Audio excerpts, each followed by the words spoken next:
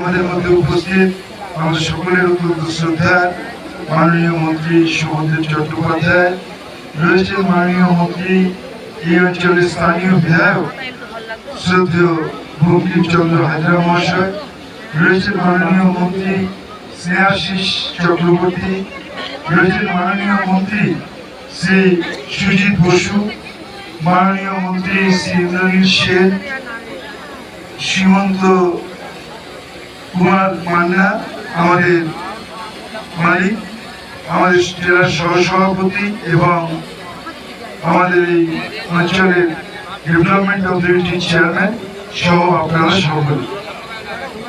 আমাদের অত্যন্ত আনন্দের এবং গর্বের এবং আমাদের ডিএম রয়েছেন, এসপি রয়েছেন, আমাদের পাওয়ারের সেক্রেটারি রয়েছেন শান্তনু বাসু সহ সমস্ত আধিকারিক। আজকে আমাদের কাছে সত্যি আমরা অত্যন্ত ভাগ্যবান এবং ধন্যবাদ যে আজকে এই যে আয়োজন মাননীয় মুখ্যমন্ত্রী মমতা বন্দ্যোপাধ্যায় করেছেন। এই যে আজকে আরতির আমরা এতদিন শুনেছি গঙ্গা আরতির কথা, কিন্তু কোনোদিনও চাক্ষুষ করতে পারিনি। গত কয়েক বছর ধরে এই গঙ্গা সাগর এসেই মাননীয় মুখ্যমন্ত্রীর জন্যই আমরা এই গঙ্গা আরতি চাক্ষুষ করতে পারছি।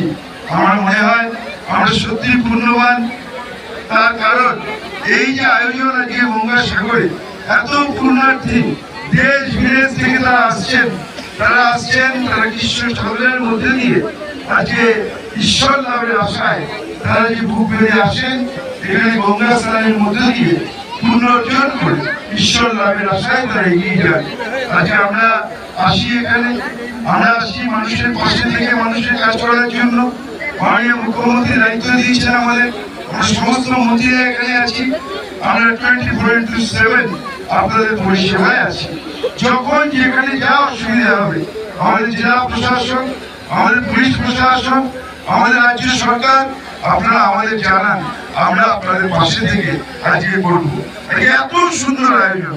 আমরা যখন মিছিল করে আসছিলাম আমি দেখলাম কি সুন্দর করে আমার ছোট্ট বোনেরা তারা বিভিন্ন রাজ্য থেকে এসেছেন, তাদের ভঙ্গিতে তারা ঈশ্বর সাধনের মধ্যে ঈশ্বর সাধনকে নিত্যের ভঙ্গিতে পরিণত করে তারা আজকে এগিয়ে চলেছেন। আমরা তাতে হলাম মনে হচ্ছে আমরা পায়ে পায়ে হাঁটছি আর একটু একটু করে পুনর্জীবন করছি। সত্যি একটা ভালো ব্যবস্থা। আমার মনে হয় ব্যবস্থা জারি থাকুক।